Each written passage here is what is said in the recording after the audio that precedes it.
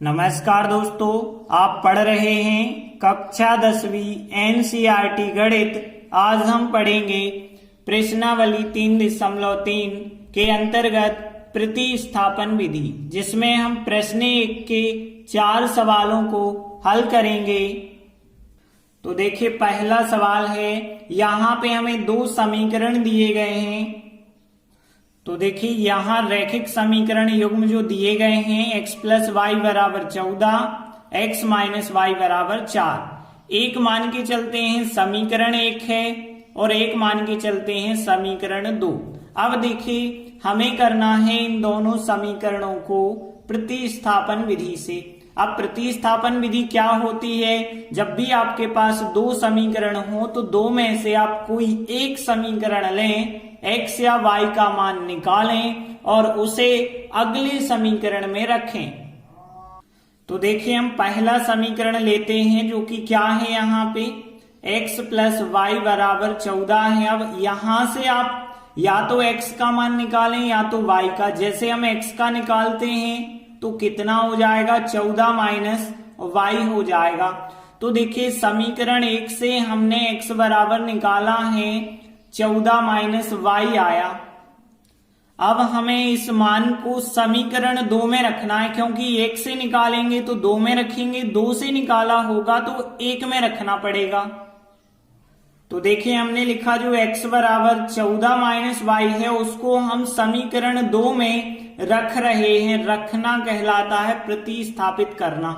तो देखिए, x की जगह पे कितना आ जाएगा, 14 माइनस वाई आ जाएगा x की जगह है, और ये y जो पहले से है वो लिखा बराबर 4 है तो 4 हमने लिखा।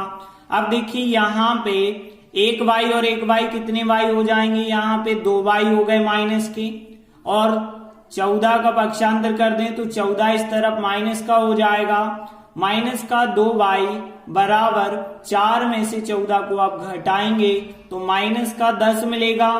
2y बराबर माइनस 10, माइनस माइनस यदि हम दोनों साइड के काट दें तो 2y बराबर हमें प्लस का 10 मिलेगा, और फिर y बराबर यहां से कितना मिल जाएगा, 10/2 मिलेगा। 10/2 कितना कहलाता है, 5 कहलाता है। तो y का मान हमें 5 मिल गया है।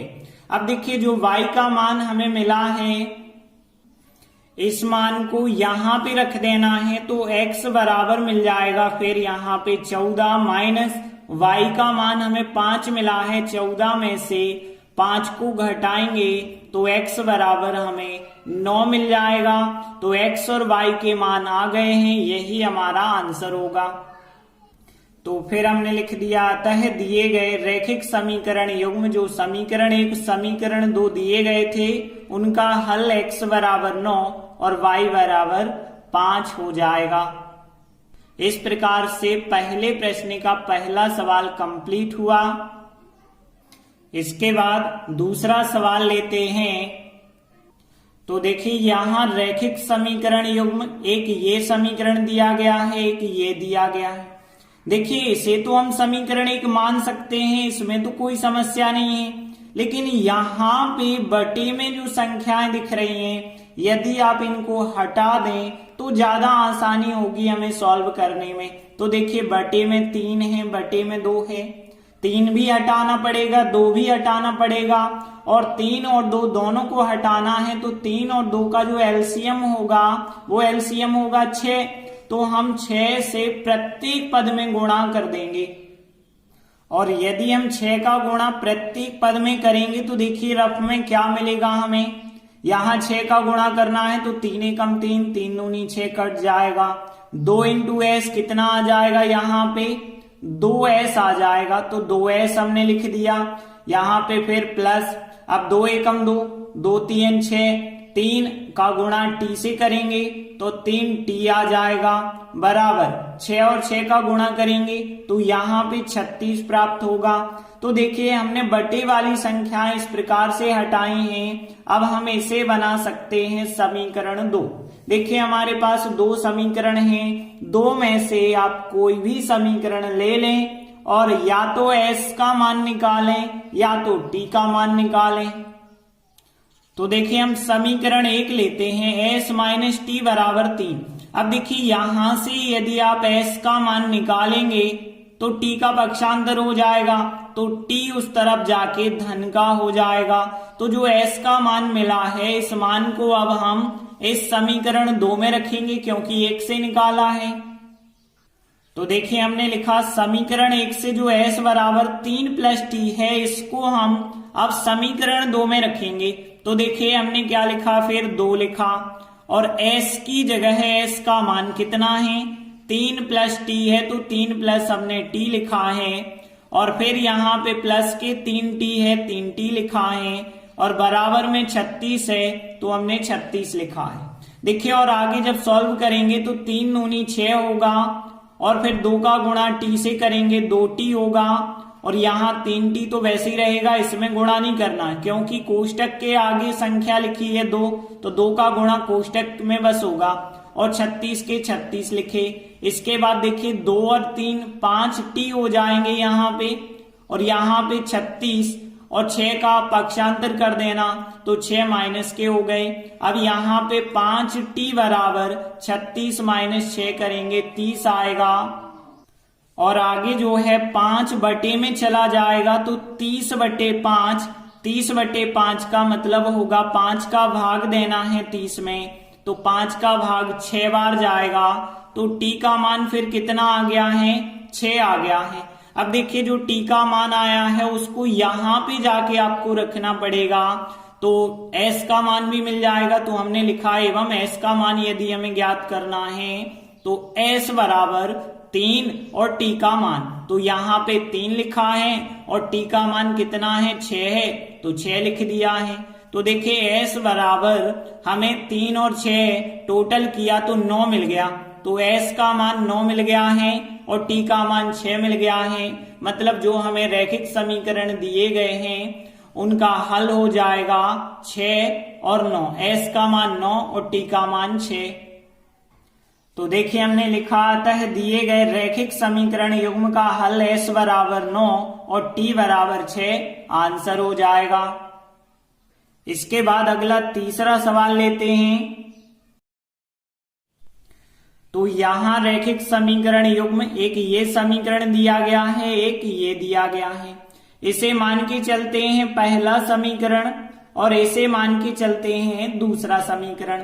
अब देखिए हम यहाँ पे समीकरण 1 लेते हैं। तो देखिए समीकरण 1 हम लेंगे। समीकरण 1 क्या है, यहाँ पे देखिए 3x माइनस वाई बराबर है 3। अब यहाँ पे ध्यान देना, देखिए यहाँ y का गुणांक कम है, x का 3 है, y का गुणांक -1 है, तो यहाँ y का मान निकालें, ज्यादा आसानी होगी। तो माइनस वाई बराबर हो जाएगा 3 और 3x आ जाएंगे इस तरफ, और फिर देखिए माइनस का y है, प्लस का y बनाने के लिए हमें माइनस चिन्ह से गुणा करना होगा, तो माइनस का गुणा करेंगे तो प्लस हो जाएगा और 3 यहाँ माइनस के हो जाएंगे और 3x यहाँ प्लस के हो जाएंगे। तो ये आ गया y का मान। अब इस मान को हम समीकरण 2 में रखेंगे। तो देखिए हमने लिखा कि y बराबर इस मान को समीकरण 2 में प्रतिस्थापित करने पर, तो देखिए 9x हमने लिखा और फिर 3 लिखे, y की जगह y का मान -3 प्लस 3x है और बराबर में 9 चल रहा है तो 9 लिखा। अब देखिए यहाँ पे 9x तो लिखे, 3 और 3 का गुणा करेंगे, ऋण 3 और ऋण 3 का धन के 9 होगा, 3 का गुणा 3x से करेंगे तो 3 त्रिका 9x हो जाएगा और बराबर में कितना है 9। अब देखिए यहाँ 9x ऋण के और धन के कट जाएंगे तो यहाँ पे हमें 9 बराबर 9 प्राप्त हुआ। देखिए x वाला पद तो कट गया है, तो देखिए हम क्या लिखेंगे, जब x कट गया है तो 9 बराबर 9 जो समीकरण बना है वो x से रहित है, मतलब x इसमें नहीं है और 9 के बराबर 9 आ रहा है, तो फिर हम कह सकते हैं x के अनेक मान हो सकते हैं। तो देखिए हमने लिखा, इसलिए यह जो समीकरण है x के सभी मानों के लिए सत्य है, क्योंकि यहाँ x है ही नहीं, तो x का मान कुछ भी हो सकता है। जब x का मान कुछ भी हो सकता है तो y का मान भी कुछ भी हो सकता है। मतलब हम कह सकते हैं कि x के अनेक हल आ रहे हैं तो y के भी अनेक हल होंगे। अतः रैखिक समीकरण युग्म के अनंतः अनेक हल हैं। इस प्रकार हमने लिखा, अतः दिए गए समीकरण युग्म के अनंतः अनेक हल हैं। इस प्रकार से आंसर आप लिखेंगे। तीसरा सवाल भी कंप्लीट हुआ। आगे चौथा सवाल लेते हैं। तो देखिए यहां रैखिक समीकरण युग्म जो दिए गए हैं हमने उन्हें लिखा। अब देखिए इसे समीकरण 1 इसे समीकरण 2 हम मान सकते हैं, लेकिन यहां हमें समस्या होगी क्योंकि दशमलव में है संख्याएं, तो हम इन्हें समीकरण नहीं मान रहे हैं। पहले थोड़ी सा हम इन्हें सरल बना ले रहे, मतलब दशमलव हटा दे रहे। तो देखिए यहाँ 0.2 है, यदि हम दशमलव हटाएंगे तो क्या आ जाएगा, 2/10 आएगा, क्योंकि दशमलव का एक और इसके बाद एक अंक है तो एक 0 लिखते हैं, तो 2/10x। और 0.3 का मतलब है 0.3 मतलब 3, दशमलव का 1/10 यहाँ भी आ जाएगा बराबर 1.3 का मतलब संख्या 13 होगी, और दशमलव का 1 और एक 0 फिर यहाँ पे रख देना। और यहाँ पे देखें तो ऐसे ही यहाँ पे हो जाएगा 4/10x होगा, 5/10y होगा बराबर 23/10 यहाँ पे होगा। और आगे आप यहाँ पे सॉल्व कर सकते हैं कि 10 बटे में दिख रहे हैं, 10 का पूरे में हम गुणा कर देते हैं तो यहाँ पे 2x, क्योंकि 10 कट जाएंगे, यहाँ 10 का गुणा होगा, 10 कट जाएंगे तो यहाँ 3y आएगा, और यहाँ 10 कट जाएंगे तो यहाँ 13 आएगा। ये हो गया समीकरण नंबर 1। और यहाँ पे भी 10 का गुणा करेंगे, 10 कट जाएंगे, 10 कट जाएंगे, 10 कट जाएंगे तो 4x आएगा, 5y आएगा बराबर आ जाएगा 23। इसे हमने समीकरण 2 दे दिया नाम। अब हमारे पास समीकरण 1 और 2 जो हुए हैं वो सरलतम रूप में हैं। इनमें से हम एक कोई समीकरण लेते हैं, जैसे समीकरण 1 हमने ले लिया। तो देखिए ये रहा समीकरण 1। अब देखिए यहां से या तो आप x का मान निकालें या तो y का मान निकालें, कोई भी मान आप निकाल सकते हैं। जैसे हम यहाँ x का मान निकालते हैं तो 2x बराबर हो जाएगा 13, 3y का पक्षांतर कर दो तो 3y घट जाएंगे, और x बराबर 13 माइनस 3y और 2 कहाँ आ जाएंगे, बटे में आ जाएंगे। तो x का मान या y का मान आप कुछ भी ज्ञात कर लें, कोई प्रॉब्लम नहीं है, दोनों से सही उत्तर आ सकता है। तो देखिए हमने जो x का मान ज्ञात किया है, इस मान को अब हम समीकरण 1 से ज्ञात किया है तो समीकरण 2 में रखेंगे। तो हमने लिखा कि x बराबर 13 माइनस 3y/2 को समीकरण 2 में प्रतिस्थापित करने पर, तो देखिए इस समीकरण में जब आप रखेंगे तो 4 लिखेंगे, फिर x की जगह x का जो मान हमने निकाला है 13 माइनस 3y/2 लिखा, और फिर प्लस 5y है तो 5y लिखा, बराबर में कितना है 23 है तो 23 लिखा। अब देखिए जब हम सॉल्व करेंगे तो यहाँ 2 से 4 कट सकते हैं, 2 एकम 2, 2 दूनी 4 कट जाएगी संख्या। अब देखिए यहाँ पे 2 बचा है, 2 का लेकिन इसमें तो गुणा करना पड़ेगा, 2 का 13 से करेंगे, 13 दूनी 26 होगा, 2 का 3y से करेंगे, 2 3 6y होगा, और प्लस के 5y यहाँ पे चल रहे हैं, और बराबर में कितना है 23 है तो 23 लिखा।